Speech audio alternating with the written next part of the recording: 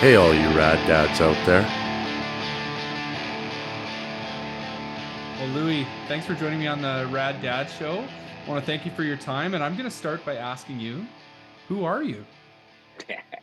Well, Brett, my name's Louis Prima. There is a junior at the end of it. My father was the Louis Prima, musical Of legend course, for, he performed and recorded for 50 years, and his legacy has lived on another, I think we're into our 70th year. Uh, his music will go on forever. He's a musical icon. the King of Swing. And yep, somewhere along the line, I decided to shift gears in what I was doing and go into that style of music, not as a tribute band, but as trying to just play it forward. I mean, I'm a rock and roller at heart. I did rock and roll for 10 years. I actually even the only cover band I was ever in, I sang in a AC/DC tribute band for a Oh, couple of nice. years. And it just, I've always felt my father's music was rock and roll, and I loved it, and I loved the soul of it and the feel good aspect of it. So I decided, let me give this a shot, and kind of took off from there.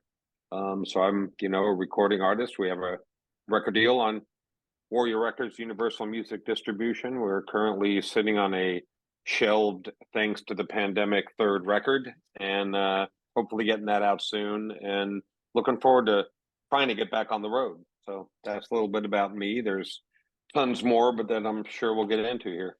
Well, and we have to talk about the fact that you're a dad. Yeah, absolutely. And it's that's been it's kind of driven what I've done in my career. After rock and roll, I did start when I kind of gave up on music for a bit. I got frustrated with rock and roll back in the mid '90s. Grunge Hmm. had taken off, and everybody wanted you to do grunge, and I just was never in that bad of a mood.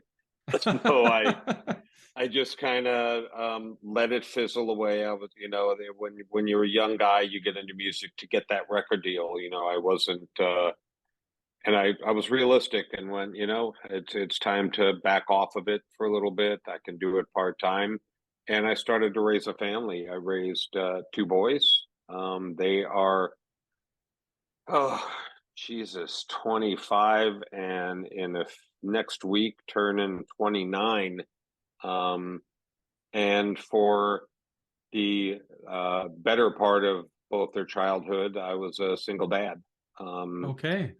so it was, do what I could do to keep them fed. I did have, a great job and still did music on the side. But music was always calling me. I love being on stage. I love what I do. I love making people happy. So when they were old enough to, um, not necessarily take care of themselves. I mean, they were doing that at a young age, but when they were old enough to know that I was going to be traveling, and once I knew that they were settled and into their path, I got back into this, and in 2010, took off from there, and in the middle of it all, raised two brilliant sons. So yeah, Amazing. Well, congratulations. Yeah, it's thank you. interesting how this is what happens, right? Our priorities shift. As I mean, and Absolutely. and not just because of kids, but other things too. And so it's this interplay between all these different things going on in your life. So yeah, I sort of like how you said that the music was always there and sort of came back in a big way when the time was right. Absolutely. Well, I've been um dogged, so to speak, by some people that I know for, being I've been called a fair weather musician, um, just because I did get out of it, but never really out of it. Music is tough and it's all consuming. And just about everything I do, I try to do 100%. So there was no doing it casually for Yeah. me. And I wanted my kids to get as stable as an upbringing as they could. I had a mindset that they were going to graduate high school in the house that they were born in, and Yeah. I was sticking to that, and I did make that happen. And I think, you know, without saying bad about anybody with an alternative, I think the most important thing is your kids, Hmm. regardless of anything in the world. And, as a kid myself, I moved 14 times before I was in the eighth grade. That's, 14 different schools. And I didn't want that instability for my kids. I wanted them to have a foundation and to, um, but in the same aspect, know that you can go after your passion Yeah. and do it. And, so I'm glad I was afforded the opportunity to get back into it when I did, because they did see what a passionate approach to something can do. Yeah, that is such an important point.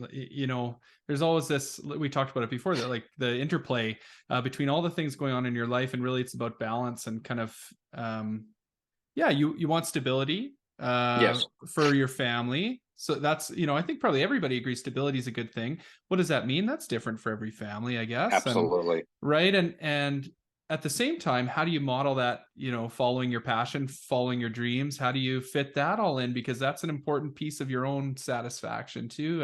And you want that for your kids, right? It absolutely is. And it was kind of strange because I was fortunate, to when I was married. We weren't a household that needed daycare, and I count my blessings that that didn't have to happen. We worked opposite shifts, and on days when it was needed, there was a mother-in-law and a sister-in-law, and thank God that I was afforded that opportunity. And even when I became a single dad, that opportunity, there was still not a daycare situation. And Yeah. for me, that was just important. And the opportunity to do music again was an accidental thing. It was a phone call from a friend of mine in the industry, Mike Varney, who owns Shrapnel Records, uh, just calling out of the blue. I'd known him back in the rock days. I knew him when he was playing guitar in bands in Las Vegas, and he had me fly up to San Francisco and do a little thing for him, in an organization he was involved in. And almost the same day, I got a random phone call from an old friend that was like, "Hey, I've got a new opportunity that's looking for a Louis Prima style band. What do you think?" And the the trip to San Francisco, just getting up on stage and doing big band music for Yeah. 3 songs, and just seeing the reaction, I went, I can still do this. And as long as I can find the right people to surround myself with, yeah, I can do this again. And I did both. That was in 2004. So for 6 years, I juggled the day job and grew this brand. Um, and there was it came to a head in 2010 with a performance at Jazz Fest honoring my father, what would have been his 100th birthday. And Wow. there was a lot of things going on around that and a lot of good gigs coming up. And I said, all right, I'm jumping in head first again. This Let's is do the this. time. Yeah. And, I did sit the kids down and say, this is what I'm going to do, but this is going to mean I'm going to be traveling some. So there's going to be days you guys are just going to have to be, who I know you can be. And it, thank you, whoever's in charge of that. It worked, Yeah. you know? What's your kids' reaction to? I want to talk a little bit about your dad and stuff too, but Right. what's your kids' reaction to this new path in your life? I guess you had this um, history. You said sort of in the '90s, rock and roll and stuff, and Yeah. then it kind of took a break for a little bit. I'm sure music has always been a big part in your family, but Always. Yes. but sort of going for it now. What do your kids think about that? What's their take on this They, they, new They path for dug it dad? because they're both creative. My oldest son is an artist. He played music in school, but I knew as at a young age he was an artist, just in things he drew. He wasn't Yeah. drawing stick figures at 2 years old. He was drawing complete, Eeyore and Winnie the Poohs and, these characters. And, I tried my best not to push them in any direction, but I supported what, you're an artist. Let's try to foster that because this is what you're good at. So he understood the music business, and, he gets a kick at being there and being involved in it, but he's a little shy and back behind the scenes. My youngest son is me and my father reincarnated. The three of us look alike, sound alike. He's a musician. He started off he started off on trumpet, accidentally got into drums and played in drum corps, the snare line, and is a fantastic drummer, and woke up one day and said, I want to be a fireman. And we moved to New Orleans in the middle of the pandemic, and he became a fireman. So he plays music part Good for time. him.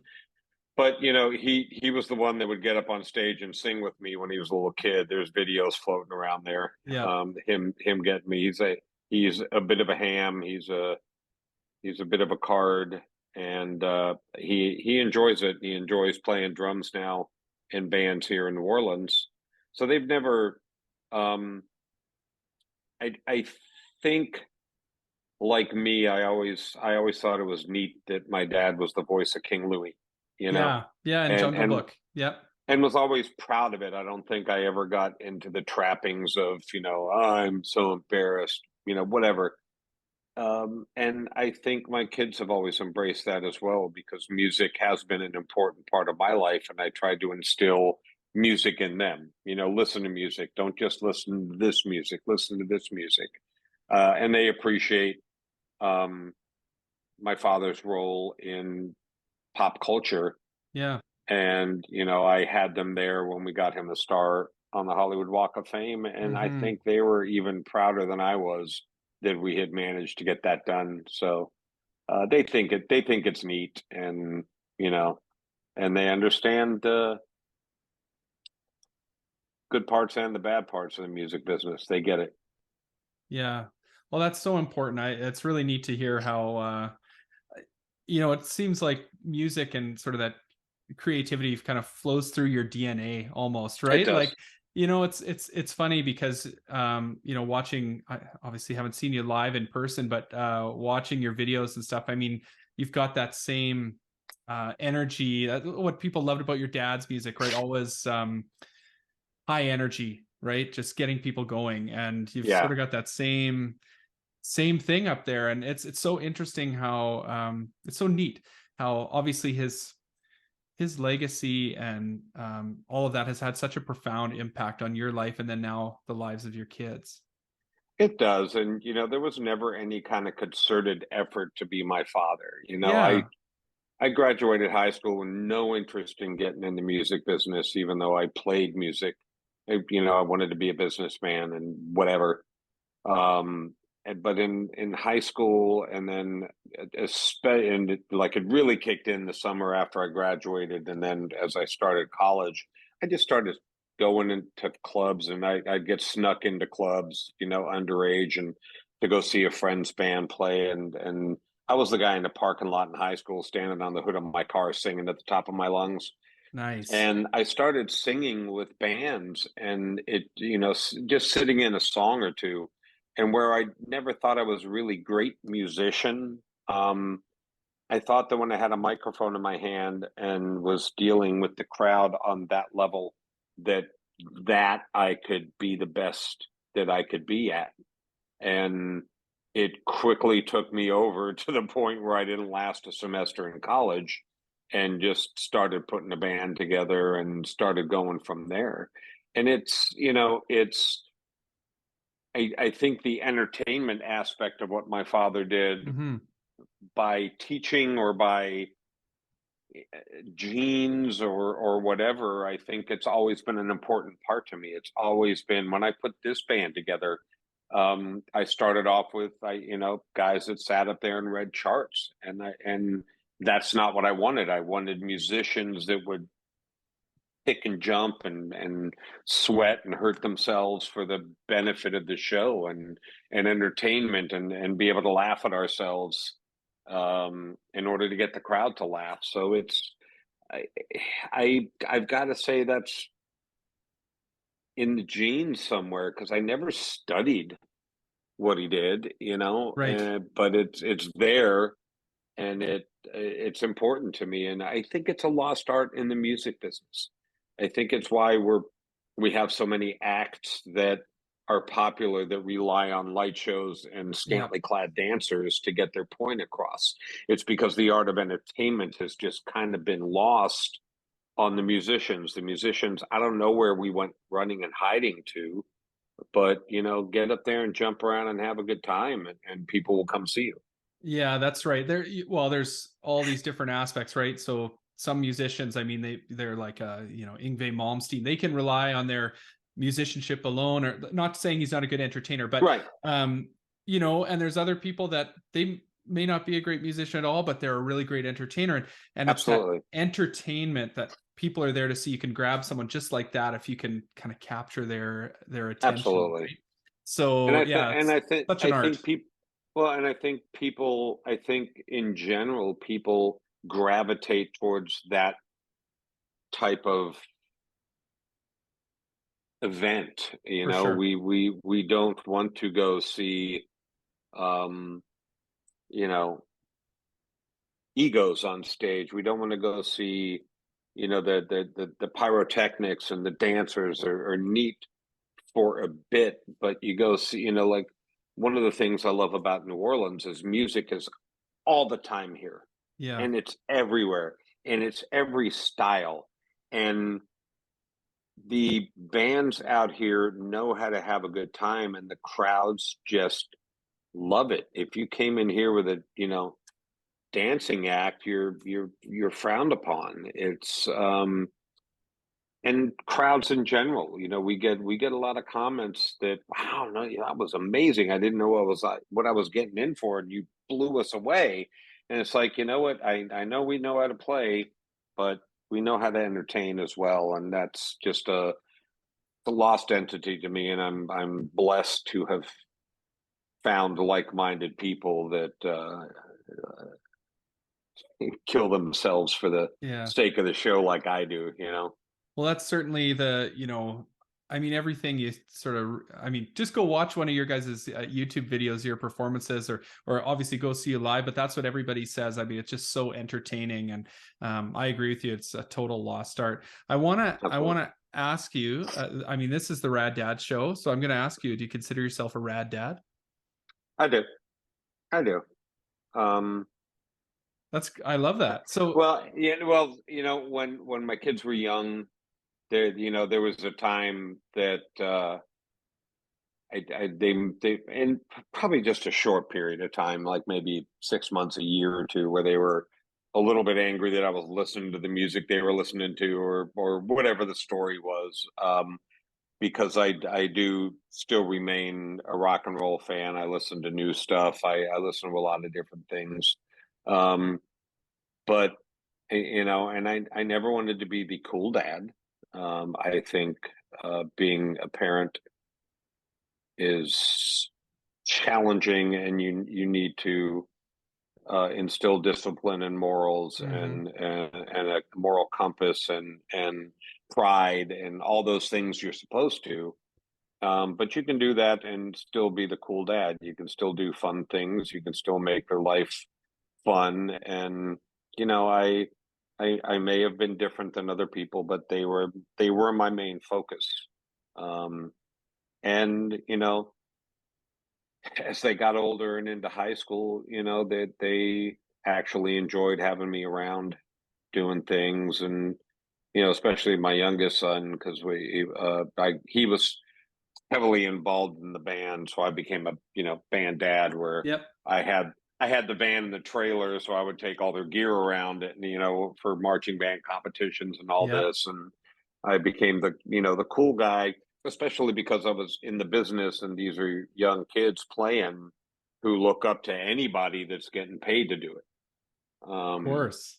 So absolutely, I am, and I still am, and I always will be a rad dad. Yeah. I like the confidence in that answer. That's great. And I mean, what we kind of aim to do on this show is always explore, like, how Yeah. do you define what a rad dad is? I heard you say a couple things. Like, I mean, obviously there's kind of this unique or, the coolness factor, right? That we kind of think about when we hear the term rad, but there's these other things that you pulled out too, like your responsibility as a dad Yeah. to, create that moral compass and teach them things, discipline and pride. And you mentioned those are a few things that you mentioned. So how do you thread that needle? How do you get that balance of maintaining the cool and also being the dad who sets them on the right path? I think both my kids, when they were young, got to see a bit of my temper, not directed at them. Mm-hmm. I mean, oh, definitely they both, uh, and it was both the same thing. Get out of the car at a grocery store and start to go running, and I did not spare the rod when my hand hit their butt. You do not run away from me. They there was regular discipline. I wasn't hard, but they saw me be stern with people, and they saw me be stern at my job when I had the day Mm-hmm. job. Um, but they also saw me defend them in situations where they needed to be defended. Mm-hmm. They saw me hold teachers and other adults accountable for what I feel uh, they should have been accounted for. I was never a guy that was, believed my kids 100%. And I was never a guy that believed the authority figure Mm-hmm. 100%. I wanted to get to the bottom of it. But I wanted them to grow up to be their own people. And I think fostering without pushing, allowing them to develop, what they wanted to do. Like my oldest son being an artist, I saw him floundering a bit with it, even though he wanted to do it and wants to do it as a living. And look, I'm a tattoo guy, Mm-hmm. and I said, look, I got a friend. You've got a couple tattoos. He was 19 probably at the time, and I said, why don't you let me take you down, introduce, and why don't you learn how to do tattoos? Because you're going to make a lot of money. And when you get yourself established and get good at it, you can do this and do your art. And Yeah. you know what? At the same time, you're involved in the art world and you're doing something you're passionate about. And it was, he makes a living at it and gave me my first grandchild and bought Oh, a house amazing. and the whole thing off of that. But it's and the point of that is allowing them to shift gears, allowing them to do what they want, but making sure that there are ground rules. There's always been ground rules. There's always been a moral compass, and there's always been a right way and a wrong way to do things, to approach people, to treat people. I was always proud of my kids that they hold the door for people when they're Mm-hmm. going, when they were young, hold the door for people when they're going in places. Always said please and thank you. And it's simple things like that that's missing in the world today. Yeah. That you know when you look at some situations, you go, that's 100% the upbringing, Yeah. and it's I find it unfortunate. I find it so interesting when I ask you to sort of describe how you did that, how you instill those things in your kid or in your kids. What you said was, it wasn't I told them this, I told them that. It was, they saw me do this, they saw me do that, they saw Yeah, me do that.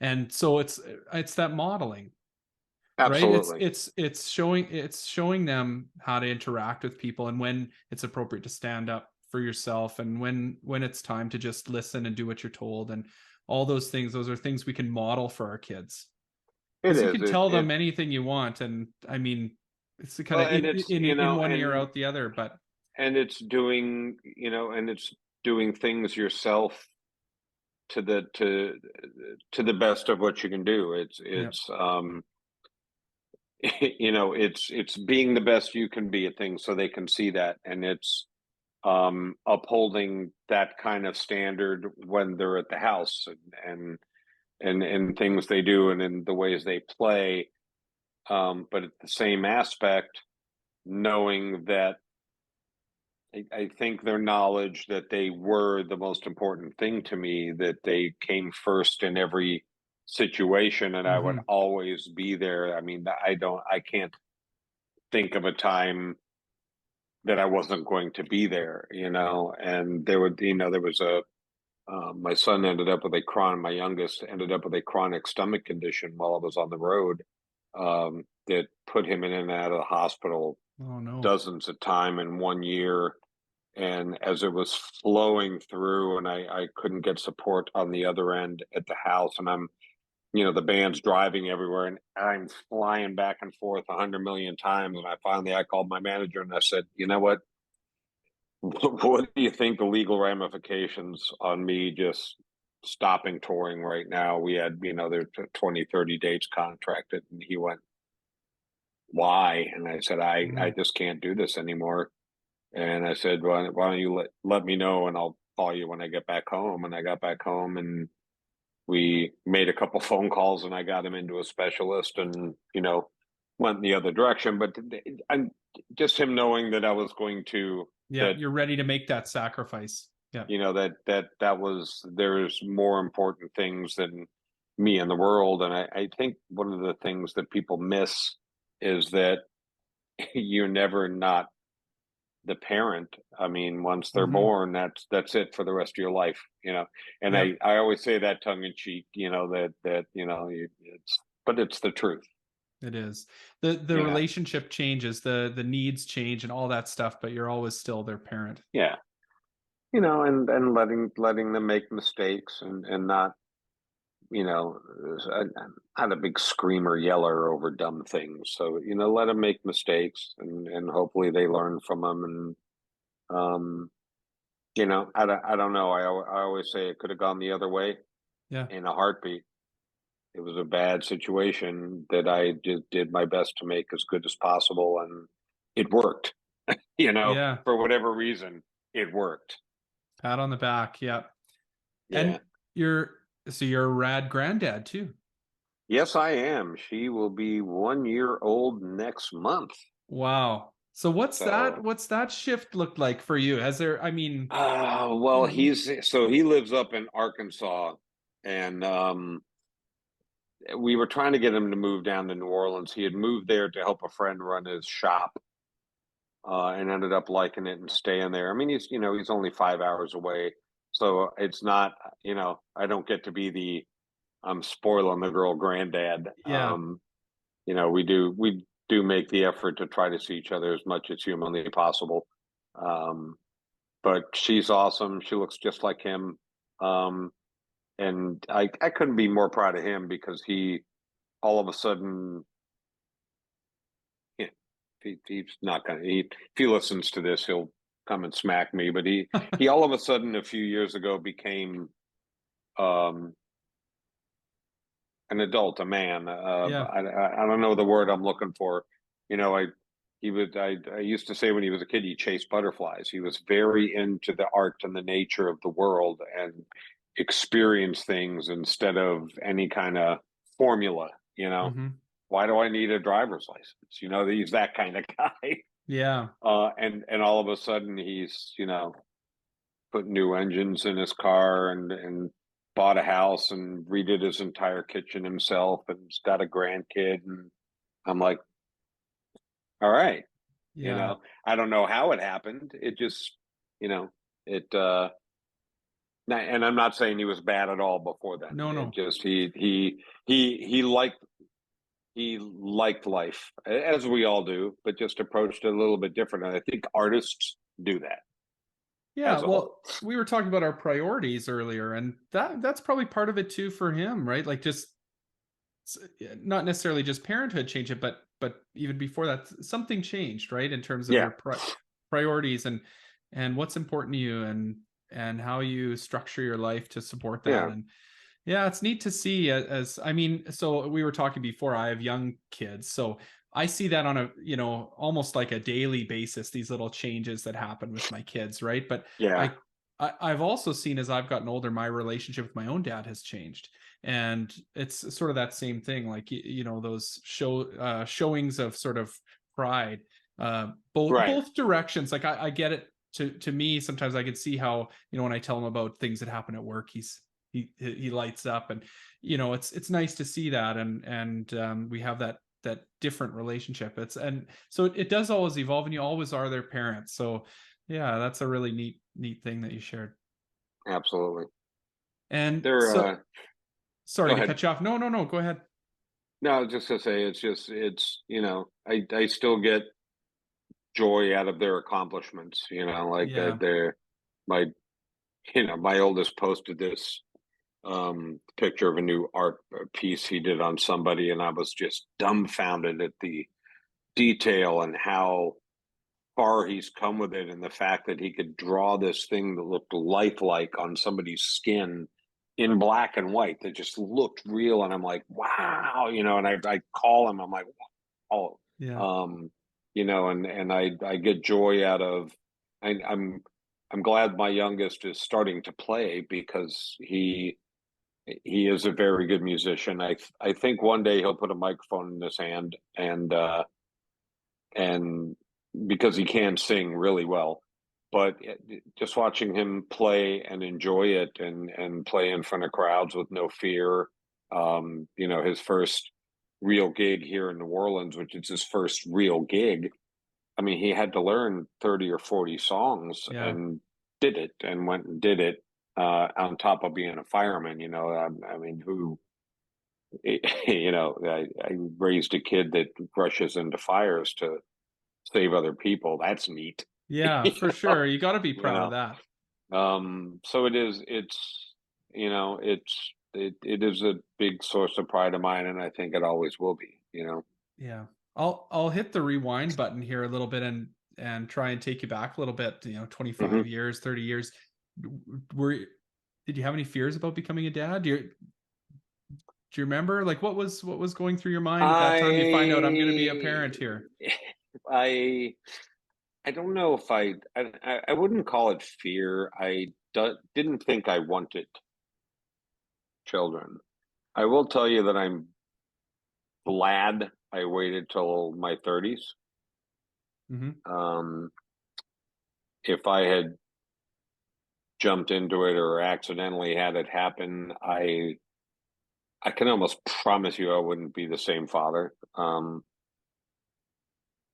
for dozens of reasons. But I'm glad I waited. I think I got it out of my system. I Yep. think you've got Hmm. to, you know, shake out your whatever it is that you lose focus on everything, and you're doing 100 million things at one time. And Yeah. I was the guy that you know I, you know chasing rainbows. I was chasing dreams, and that's not how you be a parent. Well, it's a lot more So complicated sometimes to do it with kids in the picture. That's for sure. yeah, and I wouldn't have been around. I wouldn't have been as focused. Yeah. And but who knows? I might have. You never know. I just know that um, there wasn't fear, and it wasn't hesitation. It was, oh, neat. You know. Yeah. Um, so how do I do this? How do I do this and not be my parents? How do I Yeah. do this and um, how am I responsible for two lives, and what do I do with it? Yeah. You just made that comment about, how do I do this and not be my parents? So is, like you mentioned earlier, lots of traveling in your childhood, and Hmm. I know you lost your dad at quite a young age as Yes. well. What is that connection to, I guess, looking back to your childhood and the experiences you had as a child, growing up? How did that impact your approach to parenthood? It sounds like, obviously, there were some things you thought about, and I know there's good and there's bad. um Well, most of it. So, conscious memory of my father, and he went into a coma in was 75. Mm-hmm. So I was 10 and he passed away in 78. I was 13. So he was in a coma for 3 years. And prior to that, it was, I think, what most 10-year-olds would think of their life. It was great. Mm-hmm. The only difference I saw is my parents went to work at 5 o'clock at night instead of in the morning. You consciously do. My father was somebody and my mother was somebody, but it was just, there was a lot of laughter and it was almost a normal family. I mean, you look past the, moving 100 million times. That's just what we did. Yeah. But I think when I say not being my parents, I think when you learn things after the fact, it was a rough time for my mother after my father passed away. It was a 14-year legal battle over the will Yeah. and the estate, and it was Mm-hmm. exposing the good, the bad, and the ugly of all of it. And I love my mom to death, but she was probably not a good mother. I don't think she even liked kids, but did her best. And I just, I knew I wanted to be more supportive and more there. Yeah.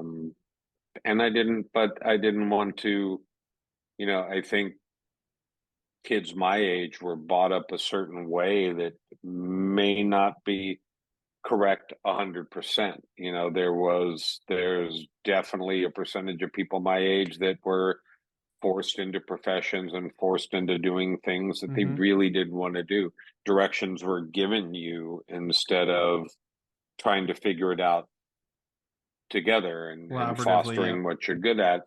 But in the same aspect, I am glad my father took me to church every week, whether I'm still practicing or not. I think it instilled morals in me. Mm-hmm. I think the discipline we had as a kid, what was never overbearing. It was discipline. I was not a good kid. I, I'm pretty sure, with few exceptions, I deserved everything I ever got. Yeah. Um, but it also taught me discipline, and but it taught me good and bad ways to be a disciplinarian, which with kids is more important than people will let on, or the social agenda will allow you to say. Mm-hmm. Discipline is very important. Because Yeah. if you're not, look, I just got in a Twitter beef with somebody because, and I try not to be political, but the pandemic has made me political. And I looked at Fetterman coming back into the Capitol here in the United States. He's a representative that, the day he was sworn in, had a panic attack and was taken to the hospital, and he's been in the hospital because he's depressed since he was, for what is it, April now, 4 months. So Mm-hmm. he hasn't done a thing, and they show him arriving back in Washington D.C. in gym shorts and a hoodie, going to work. I'm like, that's not how. You're our leader. You're one of our Yeah. leaders. Can you carry yourself as that? Yeah. Discipline teaches you that, to carry yourself as such. And it's like, to me, it's like I'm the guy. I get, and both my kids get a little bit of this from me as well. But it's like, I'm the guy that, really, you're wearing flip flops in a restaurant. Come on, Yeah. I just, but that's pride and discipline, and that has to be taught somewhere. Yeah. Pride in yourself has to be taught somewhere. For sure. And you know what's so funny, with kids, I think about this all the time, because you're always walking that line between letting them explore who they really are. Like, you've got a son who's an artist, and so you kind of talked about that too, chasing Yeah. butterflies. And you want to let people explore who they are and what's their individuality. But at the same time, with kids, they're not always the most, they don't have the maturity to know Right. what's the right decision. So sure, you can do that, but some things you have to tell them, this is the way you do it. It's just the way we Yes. do it, right? And after a while, it becomes ingrained in them, and they look back later, just like you did today. I bet you if you looked back, you'd say, oh, I had to go to church today. No, I don't want Right. to go to church. It's so stupid. But now you look back and you're thankful for that experience that you had, Absolutely. because you realize the positive impact it had on you. And as kids, we just don't have that insight, right? So No. you're always walking that line, right? What's the word? Kids are all children are feral animals. Yeah, you have to They had domesticate them. it's absolutely, and Yeah. there's no other better way to say it. It's just a matter of how you do it and how you. Um, I was a band teacher that told me one time, command respect, don't demand it. Yeah. And I did my best, and I think I accomplished commanding their respect. I didn't demand it, you know. I didn't say, "Listen to me." It was, I'm sure I did, I'm sure they would argue that, but Yeah. it was, The way you I carry think that, yourself, the yeah, it's oh, it's so hard to put into words, isn't it? But um it's the way you interact with people and the way you talk to absolutely, people, and that's how you get respect from people, right? yeah. Well, and but I allowed them to see me have fun. I Yeah. allowed them to see me be sad. I allowed Hmm. them to see me be mad. I didn't hide a lot of things from them, because I think it is important to know that it is okay to be sad. Yeah. That it is okay to uh, laugh like nobody's listening. That it is Yeah. okay to be goofy. And it's okay to be disciplined in certain aspects, and be regimented in certain things to create habits. It's I don't know. I don't know if there's a perfect formula. I'm always just thankful that they turned out the way they did. Yeah. You know. What you did worked, obviously. Yeah. Yeah. You And mentioned, and trust me, I could never be a teacher at this, because I'm sure people would go, "You did what?" well, that's the whole thing. That's what I love about this show, actually, is we're always want to say we're not an advice podcast. Yeah. People might want to give advice, that's great, but it's kind of more just illustrating there's a million ways to do it, and here's something that worked for this person, and maybe you Yeah. find yourself in a similar situation that works for you, and that's great. Maybe not, right? That's okay too. Exactly. And And about every situation always is different, and you have to approach each one differently. Not what's good for me isn't good for everybody. You know. yeah, were there parts of your experience as a single dad, you mentioned that earlier, that that sort of made things more challenging, or there were different ways you had to approach going about it, to obviously you raised two great kids, so what was it like navigating that situation? Um, no, I don't think it was difficult. I think, and I think that plays into when I said if I had kids when I was younger, it Hmm. might have been different, because where I enjoyed, and especially getting back into the music business, I had to become more social and do things. But I was more readily a guy that wanted to stay home and handle my kids. And I think my acceptance of, not acceptance, that's the word I'm looking for. Um, my belief that they were the most important thing, and that's the way I Hmm. treated it. Um, there was, it was difficult only in the sense in battling the other parent, Mm. um, which there was no lines of communication, and there was no nothing. There was only um, belittling and berating, and me just not wanting to say anything, and knowing that they were going to see for themselves what's right and what's wrong, Yeah. and hopefully they would um, like having discipline and having support better than the alternative.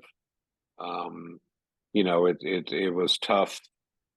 It's tough to be, especially because when I was working, I was a restaurant manager. I ran food and beverage for the airport in Las Vegas. Okay. Was a assistant general manager, so I was second in command, and that some days can be a lot of hours, and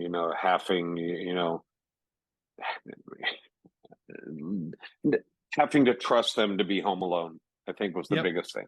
Yeah.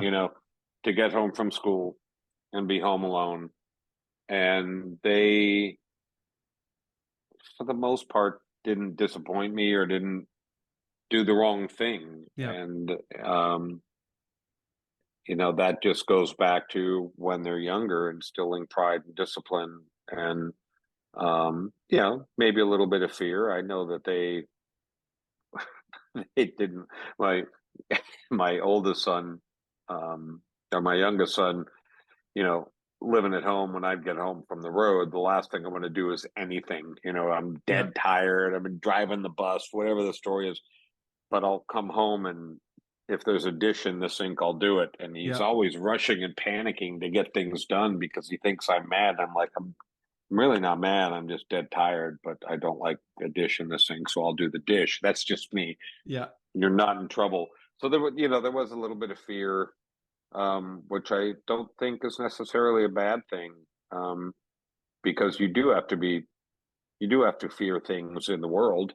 For So sure. you do need to learn fear And in is some it level, and not scared, but fear. yeah, yeah, that's exactly what I was going to say. It's not about being scared, but it's knowing what the expectations are and what the ramifications are if those expectations aren't met, right?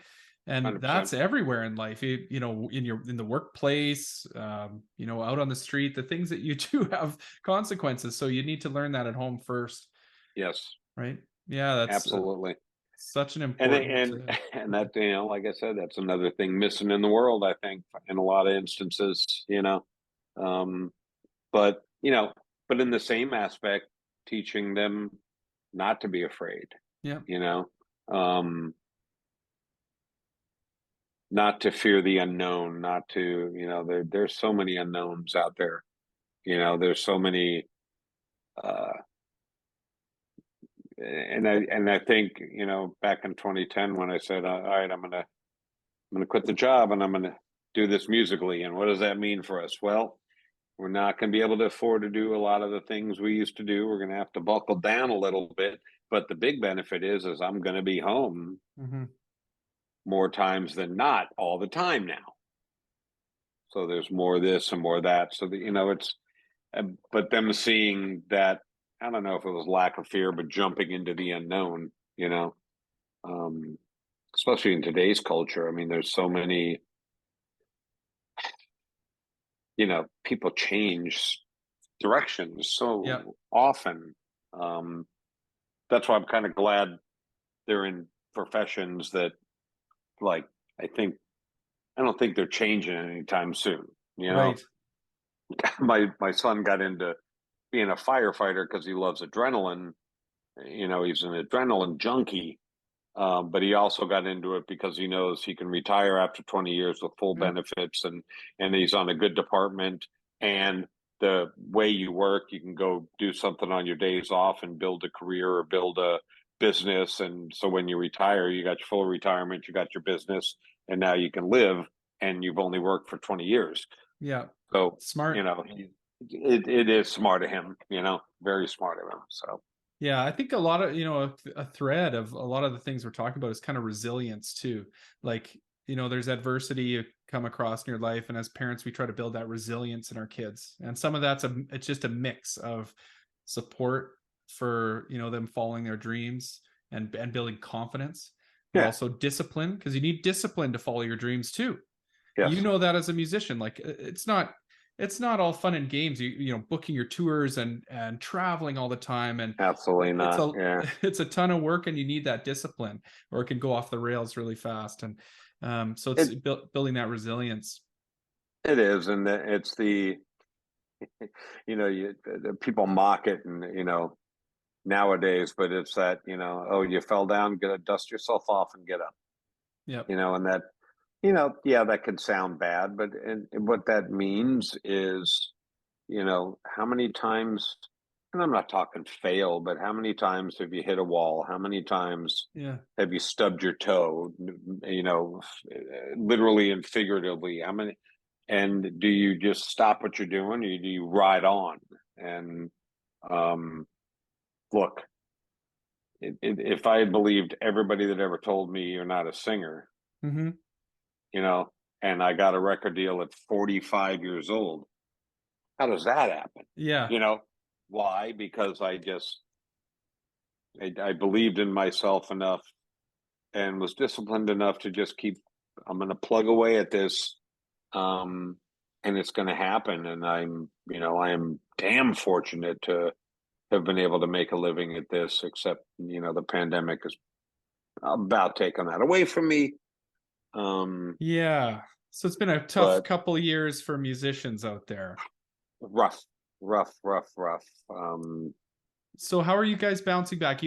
Obviously you had a third album sort of put on hold because you We can't were, tour it and you can't no, promote it. So we were in the studio. We were in yeah. Capitol Records recording, Capitol Studios recording the third album, and literally walked out the door into the pandemic. I did clean up vocal tracks in LA. I rode from Vegas to LA on my bike, and I was the only one on the road. I mean, it was literally the first week of the Yeah. pandemic. And, it's tough to explain to a majority of the people that when you do have an actual record label that has to deal with a real publishing company, there are rules and guidelines and procedures. And without those in place, you can't release. I can't just release an album because you have to capitalize on it with the tour and with promotions and with X and Mm-hmm. Y and Z in order to make it all happen to get the momentum. So we sat on it. We started getting back on the road. We released a Christmas song that we did as a bonus track for the album called Hey Skinny Santa. Yep. And, Omicron came along and put the brakes on us. And then we fought back and we got back on the road and we did a little mini Christmas tour, did a bunch of Christmas songs, and made it into January, and Delta put the brakes on us. And we were literally driving from one gig to the next and getting a phone call and going, nah, don't show up. What do you mean don't show up?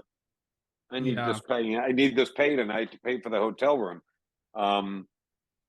So as we were trying to figure that out and trying to figure out if we can fight that, the economy here in the States tanked.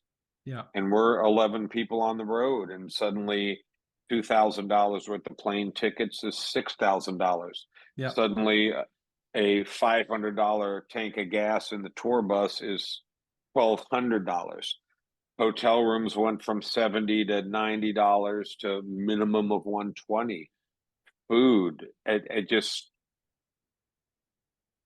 out of control to where I've never canceled a date in my life. I've literally been taken out of a hospital room and the IV yanked out of me and bought to a show to sing and then bought Wow. back, but I had to cancel shows because of the economy. Yeah. And that's rough, and I think I don't know how to put a shiny light on it other Yeah. than where we are getting back on the road. It's, it is so far few and far between right now. It's rough. And I hope to get the steam going again and be able to release the album.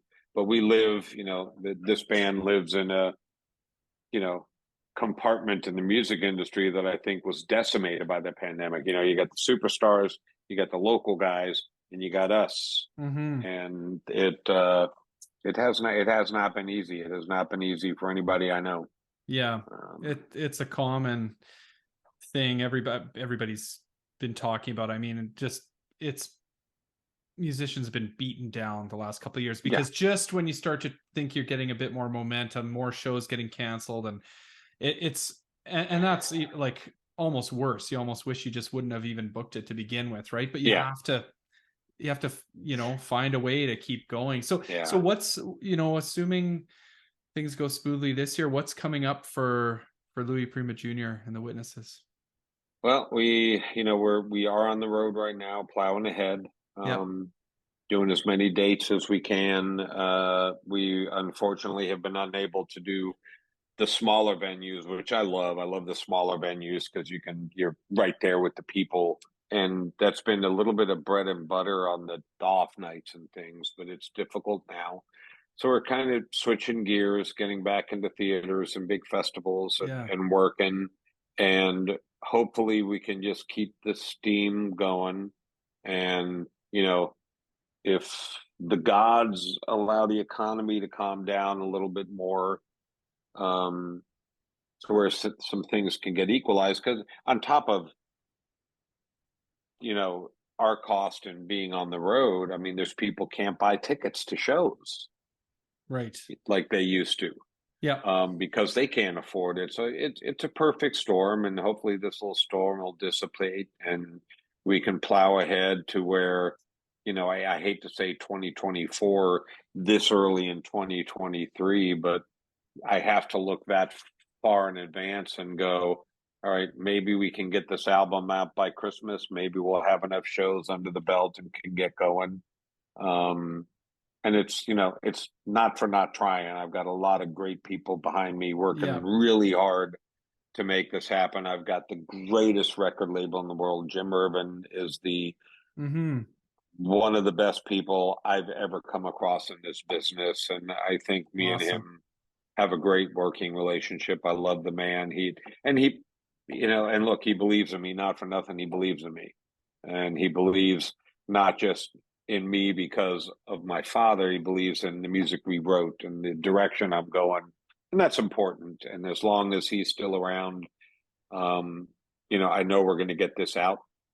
It's going to be not soon as I want it to be, but I do understand the benefits of doing it correctly. Yeah. Um, so it's plow ahead and get back on the road. It is good to be back on the road.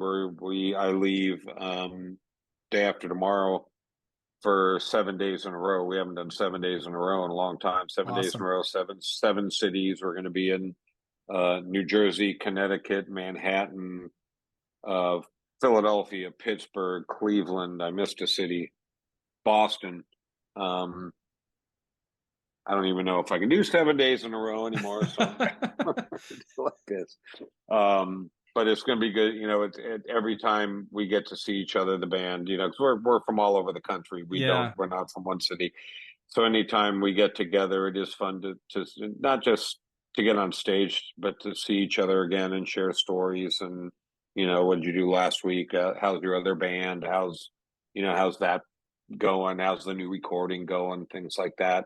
But most importantly, to get back on stage and see people out there having fun again. Yeah. And it it makes it all it worth it. Yeah. it cures my soul. It really does. It makes it worth it, and it doesn't make the waiting for it any easier, but it at least holds you over till the next time we see each other. So Oh, that's awesome. Well, I'm glad to hear that. I hope the next little run goes well for you. yeah. A little birdie told me one of the singles that's going to be coming out soon is kind of something special. Now, I maybe we'll just leave everybody with a cliffhanger. I don't know. Are you able to talk about it? I will talk about it because I have no fear. Okay, great. You heard it here first, folks. So, we and this is good to be a little bit longer a story than you probably think. So No, that's okay. That's great. back in 2010, my management team, Seth Udoff and from UD Factory, and his then partner Mike Licata, were almost instrumental in getting my father finally a star on the Hollywood Walk of Fame. Like, Right. it was something we did, and we performed at it, and it was Amazing. this amazing event. There was press from 138 countries. It was the most amazing thing, and for the first time ever, Capitol Records on Vine off of Hollywood Boulevard opened their doors to the public and did tours. And as we walk in to do the tour, they're demonstrating the use of their echo chambers using my father and Sing, Sing, Sing. And they Wow. got the studio set up like he's in there. They got big Yep. giant cutouts of Louis Prima and Sam Butera. And it's like, oh, wow, well, guess who I am? So we struck up a conversation that, flash forward, allowed Jim to get involved in Capitol Records and bring us in there to record our second album, which I'm in the same studio my father sang at. And then Jim goes, well, look, I also talked to them a little bit, and they're willing to let us use one of his recordings, and you can do a duet with him. So we went looking, and it was hard to find a recording that you could lift just my father's voice off of. Yeah. Because back then they recorded with a mic hanging in the middle of the room, Yeah, and of they went. course. Yeah. So we found a song called "That's My Home," Yep. and it's a song about New Orleans. And I did it. I got to sing and play trumpet with my dad, and it was the neatest thing. I think the recording, Incredible. I get choked up every time I hear it. It's fun.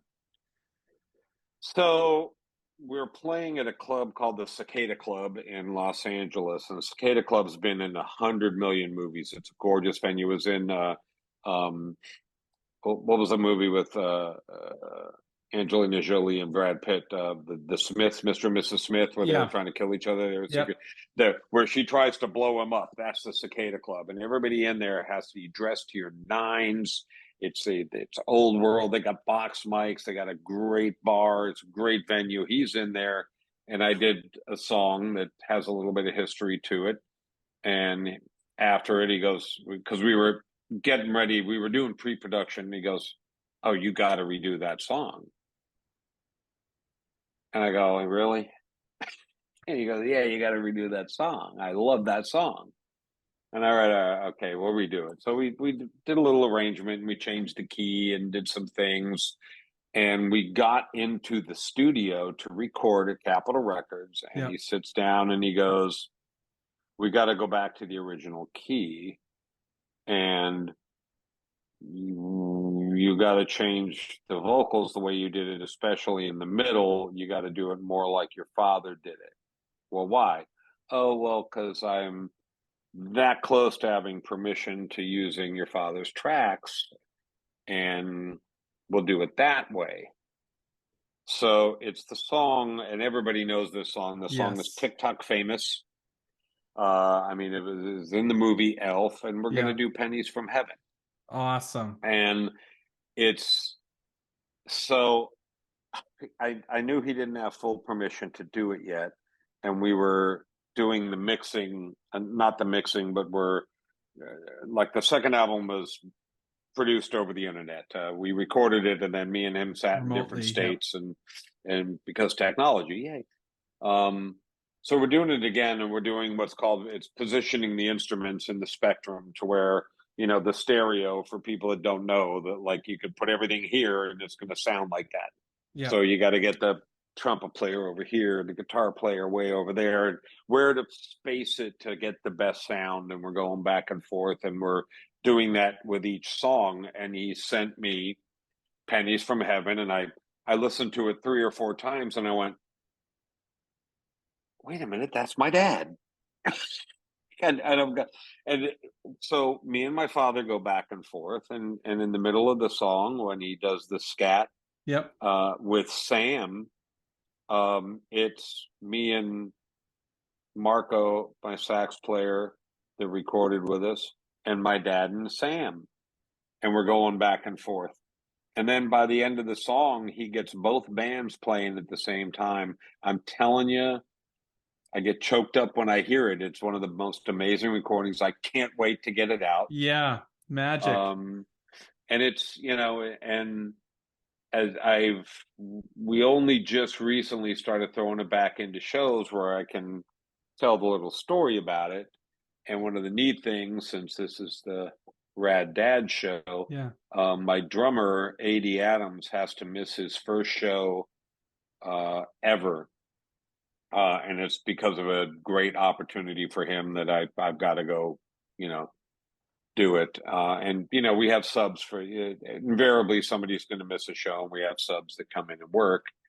And just to do one show, I want, and you're going to hear it here first because absolutely nobody knows. And hopefully at the show, it's going to be a surprise for most of the people because this is a huge event. It's a 2,000 seat venue that it's their anniversary. It's almost sold out.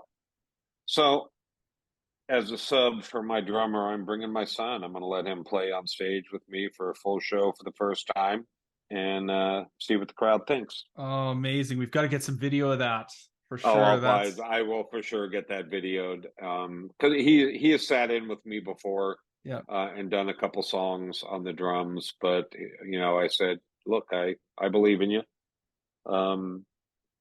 but you better be prepared because Yeah. this band don't mess around. Yeah, it comes back to that discipline and all of that. So, oh, that's so cool. Well, Yeah, so that's pennies from heaven, like, that's something that really jumped out to me when I heard about that, because it was so funny. Just that same day I heard from Ed. yeah, My kids were singing that song with me. We sing it quite a bit because they that's know it from awesome. the movie Elf. Oh So yeah, absolutely. we sing it around the house and do the kind of scatting and stuff, and it's always a fun thing. And I'm so happy to hear that is that's going to be That's coming out happening. later this year. Yep. Well, hopefully later this year. What a special thing for you to be able to do with your dad, Yeah. after And all these I'm years. telling you, it sounds amazing, and I can't wait for it to. I can't wait for it to get out there for people to hear, on top of our stuff. But I'm once again, whatever I've done right in my world, I'm blessed to have opportunities like this, and blessed to have come across people, like Jim, that believe in this, and my management company, because there's a saying, I can't remember who said it just recently. I'll come up with it one day and I'll call you. But he said the worst form of child abuse is Junior at the end of your name. And this has been a labor of love doing this, because it's not easy. Doors don't fly open. Yeah. Doors fly shut because of Junior. And I'm just so fortunate to have been able to surround myself with the people to make this happen, and make it happen on the level that we do it. And every night, to me, on stage is an honor and a privilege, and I treat it as such. Yeah.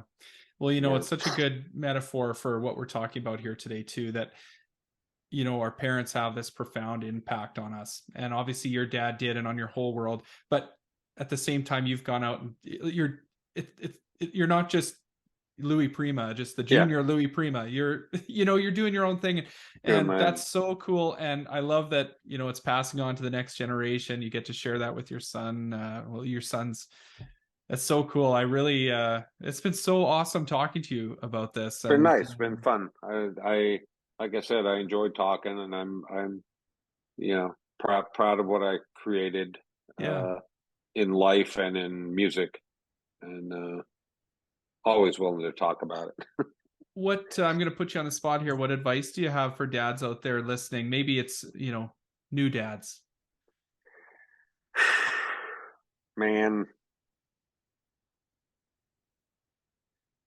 it's rough. How do you tell somebody what to do? The only thing you can say is you have a life in your hand,